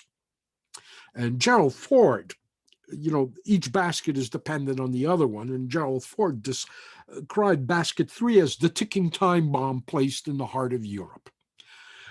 And here is where Détente is going to begin its collapse. This was perhaps something worse than Marxism in terms of, the communists not being able to help themselves in terms of supporting anti-colonial, anti-imperialist movements. And perhaps, I think, beyond just communism, the Russians could not help themselves but for this kind of deep anti-Semitism inherent in Eastern European culture.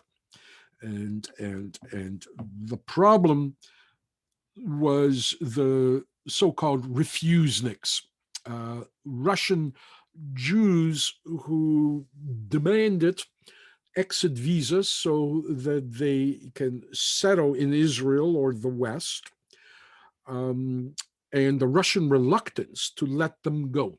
And the response for the refuseniks now was to file official complaints with the Helsinki Accords Commission. Now, suddenly there's an international forum where the Soviet Union can be embarrassed for refusing Jews permission to leave the Soviet Union. And it's kind of a unique Russian thing where Russians often see immigration almost as a betrayal of your own country. It's as if, unlike other countries where you immigrate, it's regrettable, but you immigrate for better things. The Russian attitude towards immigration is you're somehow betraying your own country. And so that's how Jews were treated, especially educated, professional Jews like engineers and scientists and so forth, who, despite the fact that they had these degrees, there was this now, since the Stalin period, the post-war Stalin period, a kind of association of Judaism with Zionism, an automatic association, and this kind of discriminatory practice of not promoting, hiring, or advancing Jews, professional Jews in the sciences, in engineering, and so forth. And so a lot of Jews with engineering degrees ended up, driving taxi cabs in Moscow to survive, and were looking for better opportunities outside, but now we're being held back. One thing, the Brezhnev era, the Soviets imposed these kinds of exit taxes. Well, we sent you to university, you got this engineering degree, and even though you weren't able to, work as an engineer in Russia, now you're going to work as an engineer in Israel or in the United States. So we're taxing you $25,000 for your university degree that you got from the Soviet Union before you can leave. Or they would insist that there was a security prerogative, that the scientists were knowledgeable of military engineering information, and for security reasons could not be allowed to go abroad. Any kind of excuse. And so with their ability now to file formal complaints with the Helsinki Commission, this began this kind of world movement against the Soviet Union, calling on the Soviet Union to, let the people go free. Kind of, almost a Mosaic cry, biblical cry, let my people go. And this began to resonate, of course, in the United States, and where there is a very strong Jewish lobby since the foundation of Israel, as well, on issues of Israeli security and Israeli-American relations. And now this lobby went to work on behalf of the cause of freedom for Soviet Jews. And you get the Senator Jackson-Vanik amendments to what's supposed to be basket 2, a most favored nation status in economic relations for the Soviet Union. And the Jackson-Vanik Amendment essentially excludes from consideration for most favored nation status, quote, any non-market economy nation, It doesn't name the Soviet Union specifically, but that's what the Soviet Union was, a non-market economy. And so it excludes from most favored nation status any non-market economy nation that, one, denies its citizens the right or opportunity to emigrate, two, imposes more than a nominal tax on immigration or on the visas or other documents required for immigration for any purpose or cause whatsoever. Three, imposes more than a nominal tax, levy, fine, fee, or any other charge on any citizen as a consequence of the desire of such citizen to immigrate to a country of his choice, and ending on the date on which the president determines that such country is no longer in violation of paragraph 1 or 2 or 3. And it's adopted. That essentially is the first blow to détente, and it remains enforced to this day. In fact, it's been replaced by the Magnitsky Act, which came in the Putin era. I won't get into the details of that, but essentially it bars the Soviet Union or Russia today from being granted most favored nation status as all other trading partners of the United States have. And so that puts immediately a economic block on détente, and very quickly détente begins to darken. And then in 1979, détente is going to get the death blow. It's partly unexpected. Under Jimmy Carter, there is this peace initiative in the Middle East where Egypt and Israel recognize each other. Egypt is the first Middle Eastern country to recognize Israel's right to exist. And under Anwar Sadat, Egypt and Israel formed diplomatic relations. Menachem Begin and Sadat and Carter, in fact, will get, Nobel Peace Prizes for this. Sadat will very quickly be assassinated by Islamic radicals in Egypt for having done this. But I think I said the magic word here is Islamic radicalism. In late 1970s, as the economic aspects of détente begin to come apart at the seams, there's a revolution in Iran. And it's a kind of a coalition revolution. There's Republicans there, there's old monarchists there, there's all sorts of parties, but there's a large faction as well of Islamic fundamentalists who see the Shah regime as something American and fundamental Islam as not.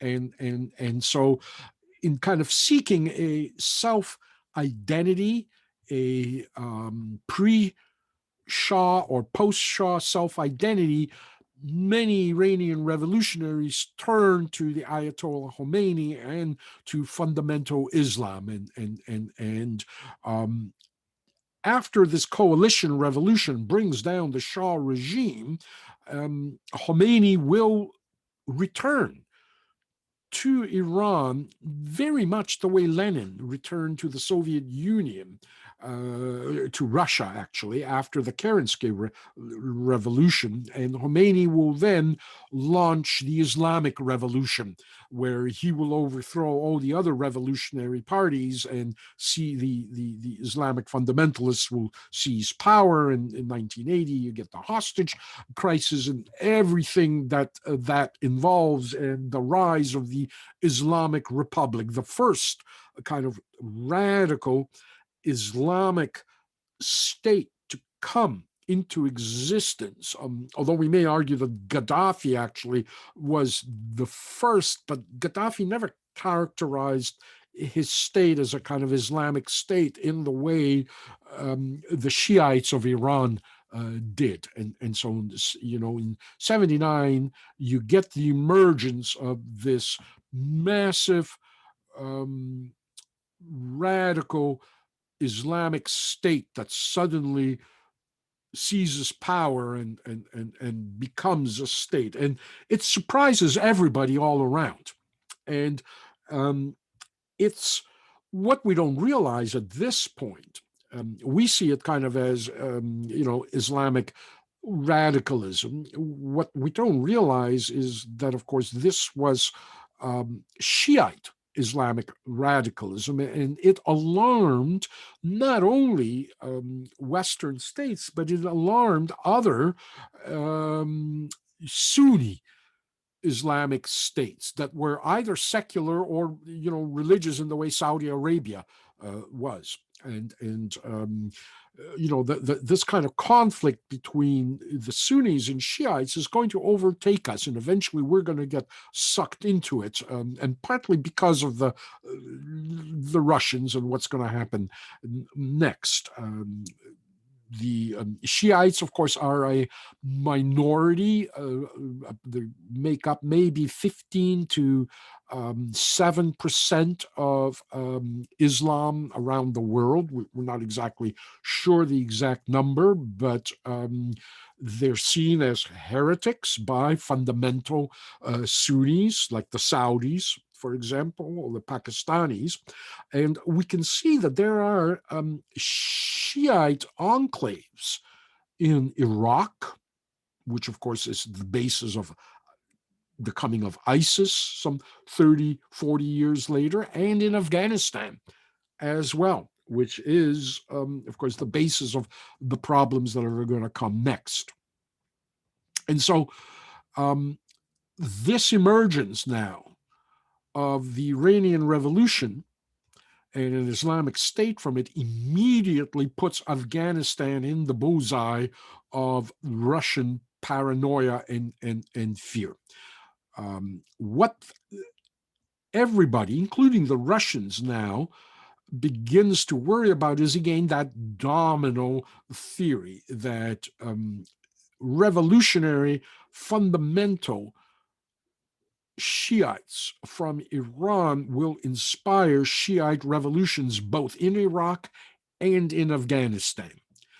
Iraq will have one repercussion. Afghanistan, however, has a greater repercussion for Russia in their domino theory because of the huge Islamic population in central Russia, in what we refer to as the Berserkistans. Kazakhstan, Uzbekistan, Kyrgyzstan, Tajikistan, Turkmenistan, all these stans have these huge Islamic populations that the Russian regime, the communist secular regime essentially was suppressing. And so the worry is that this radicalism now will seep into the Berserkistans, into Central Asia, and begin a disintegration of the Soviet Union in what's Churchill once described the soft underbelly. He was talking about Italy in terms of being the soft underbelly of Europe. And I think we can say that certainly the Russians saw the Berserkistans as the soft underbelly of the Soviet Union. And it still is the soft underbelly of Russia to this day. The great problem that we all fear manifesting in that region. In Afghanistan, you had this kind of corrupt leader, Mohammed Daoud Khan, who was the president of Afghanistan, and Khan was as I say, a kind of a corrupt leader that steered between the West and the East, between communism and capitalism. As he liked to say, I feel the happiest when I can light my American cigarettes with Soviet matches. He tried to play the both of them. And there was a very large and powerful communist party inside Afghanistan, backed by the Soviets, led by the longtime leader, General Secretary of the People's Democratic Party, Nur Mohammad Tariqi. And so Khan and Tariqi kind of together led Afghanistan through most of the 1970s through a kind of similar socialist economic attempt at, again, basic prosperity and modernization. Tariqi was much supported by Kosygin and Brezhnev, as his party was. And under these two Afghani leaders, Afghanistan was becoming a modernized state, very much like Iran was under the Shah.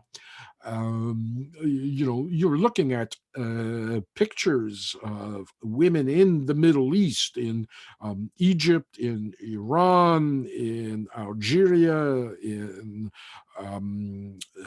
Pakistan, and in Afghanistan as well. And when you look at women in those states today, you cannot imagine this kind of world. But it was a kind of a very liberal, progressive era looking toward a future that very much was shaped by North American ideals. And I think that was, became the problem in Iran, and how fundamental Islam began to look at these kinds of reforms as not necessarily being anti-Islamic, as being just anti-cultural of the era. Islam was the culture of that region, and so fundamental Islam became a kind of a form of nationalism for the Shiite revolution in Iran.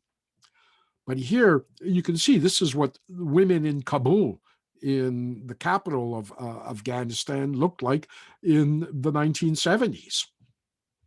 There were all these kinds of, Soviet-built schools throughout Afghanistan. There certainly was a socialist agenda, but like Iran, there was a kind of disparity between minority urban middle classes and the majority peasant conservative populace in the agricultural, non-urbanized areas, in the mountains, in other non-urbanized regions. But here you can see the choice. Essentially, women had one.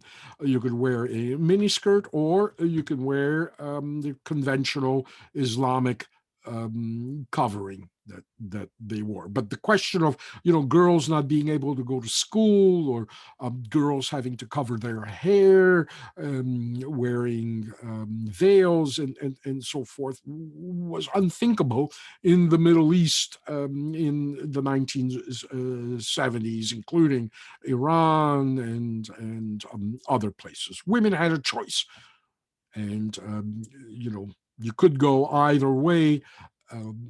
As I say, it was your choice. All that ends, of course, afterwards. And, it's unimaginable today in those very same regions. The problem is, of course, as the Communist Party begins to seize power, eventually Mohammad Khan is overthrown. And then Tariqi is overthrown in a party coup in September 1979 and murdered. much to Brezhnev's displeasure, and replaced by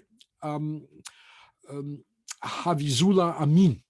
And Hafizullah Amin just makes things worse. And we begin to see this kind of insurgency beginning to rise up now, very much the same way as he did in Iran, in the countryside of Afghanistan. Hafizullah's military could not move outside the cities, essentially, and Brezhnev now decides that Hafizullah needs to go, and so the job is now given in December of 1979 for the removal of Hafizullah to Yuri Drozdov. Yuri Drozdov was a young special forces officer in the Second World War. After the Second World War, he was the head of special forces in the KGB, what became the KGB. And he is the founder of the KGB Spetsnaz, Специальное назначение, special designation or special forces, and personally leads Alpha Group, which is kind of the elite of the elite. And that December, he will personally lead this unit of Alpha Group Spetsnaz KGB operatives in something known as Operation Storm 333, the removal of Hafizullah from power. Here he is with his boys in Afghanistan. And of course, Alpha Group to this day remains kind of the Green Berets or the SEALs, the special forces of Russia to this day. And this is what they looked like in the Afghanistan war era. And so he leads them into the Tajbek Palace. They grab Hafizullah and they execute him on the spot, assassinate him on the spot on Christmas Eve, 1979. And that is going to be essentially characterized as an aggressive invasion of Afghanistan by the West, which of course by now the United States, Reagan has just become president-elect. The United States, the Jackson-Vanik Amendment had killed the economic parts of Détente.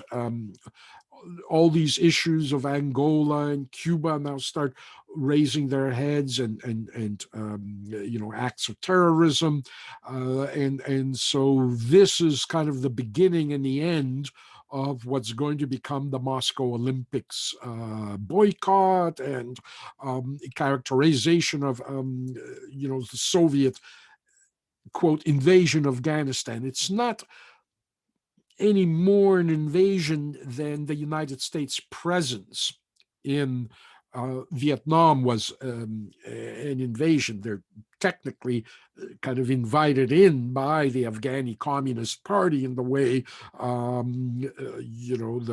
Vietnamese Republicans in Saigon invited the Americans in to back them against the North. But Hafizullah is killed in the Tajbek Palace. It's just blown to pieces by Alpha Group.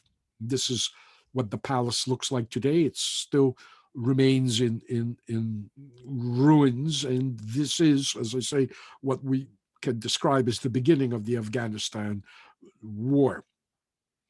Karmel, Babrak Karmel, a third member, senior member of the Afghani Communist Party, will be installed now as the president of Afghanistan, communist Afghanistan,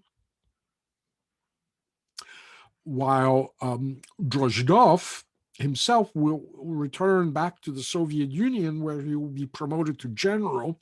And up until the 1990s, he will be the head of KGB special forces and then eventually all special forces in the Soviet Union. And then when communism falls, he, like many KGB officers at that time, resigns and goes into private practice. He runs a private security policing contract firm in the Soviet Union, becomes a multimillionaire, running, as I say, security for American corporations doing business in the Soviet Union, then Russia, and he'll pass away in 2017, very recently. And now, under Babrak Karmal, of course, Soviet advisors begin to pour in to Afghanistan to bolster the Afghani army against the various tribal rebels. And again, it's reminiscent of, again, American advisors pouring into Vietnam. Karl Marx said, history does repeat itself, the first time as tragedy, the second time as farce. And certainly in the case of Afghanistan, when you look at how it's so similar, right down to the assassination of Hafizullah Amin, who's inconvenient for the Soviet leadership, parallel to the assassination of the South Vietnamese President Diem in 1963, under the auspices of JFK, because Diem became inconvenient for American interests in Vietnam. Same thing. And then the pouring in of advisors. And of course, none of this helps against all these various Afghani tribes that have been fighting the communists and have been fighting any central government since their existence over 1,000 years. They're unconquerable. And so as the Afghani army, backed by the Russians, cannot move outside the cities, the Russians now begin deploying more and more troops, and now by 1980 it looks like an invasion, and in sorts it is, as essentially the Russians now begin to wage this conventional war against Afghani guerrillas. And this is not a war that Russians happily fight. It's a war of conscripts. Russians are really dedicated to defending their own territory, not really so dedicated invading other countries and territories. And so, it's a sullen Russian participation in Afghanistan that destroys essentially a generation of draft age men who become known as the Afghans, the Afghanis in Russia, Russian Afghani war veterans. And the casualties will be heavy. And the brutality with which the Soviets waged war in Afghanistan is as comparable to the brutality with which American troops waged their war inside of Vietnam. The problem in particular, the Hind helicopters, which lightly armed guerrillas, Afghani guerrillas, were unable to deal with until the United States gets involved in this war by financing the Mujahideen. And once again, this absurdity of, history repeating itself. The British in the 19th century failed twice in subduing Afghanistan. The Russians failed, and recently, of course, we Canadians, along with Americans, NATO in Afghanistan, have absolutely done nothing but just made the place worse. Indeed, Afghanistan, a tough nut to crack, as this cartoon suggests, and it's going to devastate the Russian economy, the war in Afghanistan, and it will build the world order and a terrorist movement which we are under the influence now, because at the same time, Iraq, of course, attacks Iran. This is secular Iraq under Saddam Hussein. He's worried about Iranian Shiite radicals infiltrating into Iraq, so he goes to war with Iran. Saudi oil money. And of course, by 1979, after the Yom Kippur War of 1973, the Saudis are just rolling in petrodollars now. The Saudis are financing the Iraqis against Iran, and they're financing Pakistani intelligence to finance Mujahideen group that are non-Shiite in Afghanistan. For the Saudis, this is about financing anti-Shiite movements. For the Saudis, this is strictly Islamic issue within Islam, the kind of perception of the Shiites as heretics. And of course, all this money is pouring into Pakistan. The European community as well does not see this at all as something akin to a civil war within Islam. They just see Iran as radical Islam without differentiating, the Sunni Shiite issue. And so the European communities, European countries all finance Iraq as well, especially the French in their war against Iran, while the United States sees this as well as an issue fighting both fundamental Islam with no distinction between, again, Sunni versus Shiite, and fighting communism. And so all this United States money pours as well into Pakistani intelligence, into the Pakistani intelligence agency, the inter-services agency, and it's the Pakistanis who choose which American dollars to give to which groups in Afghanistan, and that's the birth of the Taliban. The Pakistanis, of course, are going to back a Sunni pro-Pakistani sector in amongst the Mujahideen that will give Pakistan control over Afghanistan once the war is over. That's, it's a Pakistani agenda with Saudi and American money. And that too is going to lead to now this heavily armed Mujahideen that are just going to wreak havoc now as Stinger missiles begin to deliver on those Soviet Hind helicopters that were originally invulnerable to the weapons that the Mujahideen had.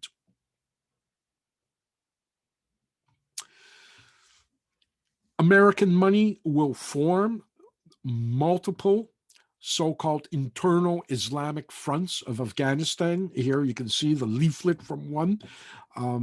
Some of you may immediately recognize is kind of a familiar image there. It's, of course, the famous photograph of Americans raising the flag at Iwo Jima.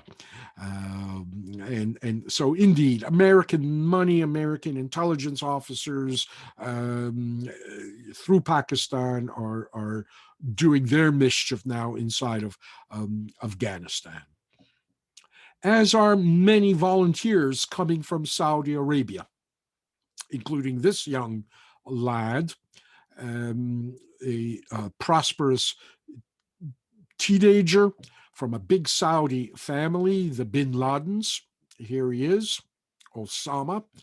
bin Laden, who will kind of have his Islamic Hemingway adventure, the way young men in the 1900s or even in the 1930s went to serve in the international brigades to see war. Osama bin Laden will now join the jihad, not only against the infidel communist Russians, but as well against the infidel Shiites, daring to try to rise in Afghanistan. It's a double-edged fight. And he forms an organization that funnels Saudi volunteer students into Afghanistan and assigns them to appropriate Sunni Islamic groups, ensuring that they don't, come into contact with Shiite groups. The organization, the base, in fact, that's its purpose. Its base will be known as Al-Qaeda. And of course, we'll know it as Al-Qaeda by the late 1990s. In the meantime, bin Laden, of course, is being created in this war that he's leading against the Red Army of the Soviet Union, in which he actually contributes to victory. After the fall of communism and the Gorbachev will eventually withdraw Soviet troops, he is portrayed in the Western press as this great anti-Soviet warrior who puts his army on the road to peace. You can read the caption here. Osama bin Laden surveys the 800-kilometer road he's building in northern Sudan. And of course, it's in northern Sudan shortly after this article appears in The Independent, from which he will begin to lead his international campaign of terror against the United States, and which will culminate with 9/11 and the new era. So that's a little gift that Soviet foreign policy gives us in the 1970s and what brings Détente down. So even though Brezhnev and Carter signed the SALT II treaty, SALT, the Strategic Arms Limitation Treaty, in Vienna, June 18th of 1979, we're talking 6 months before the Soviets launched their operation into Afghanistan. And the US Senate will refuse to ratify this treaty. Again, the kind of version is, the invasion of Afghanistan by Soviet troops. It wasn't quite the invasion yet on December 27th, 1979. Those troops were deployed there in the same way that American troops were deployed in South Vietnam, but it became that. And of course, Leonid Brezhnev is now at death's door by this point. He's tired, he's old, the system is in stagnation, still working, but now it's beginning to creak under the failure of establishing trade relations with the United States. Now, the Soviet Union is, if they had been able to establish these trade relations, they may have paid off the kind of national debt for what I had described as this kind of socialist prosperity, which was state sponsored. It was essentially 20 years of state welfare. But now, as Afghanistan begins to put a run on the bank, and those trade relations don't come to fruition, their economy begins creaking. There are problems now. The leadership is lacking imagination. They're getting old. They're getting senile. And making matters worse, you have the election of Ronald Reagan.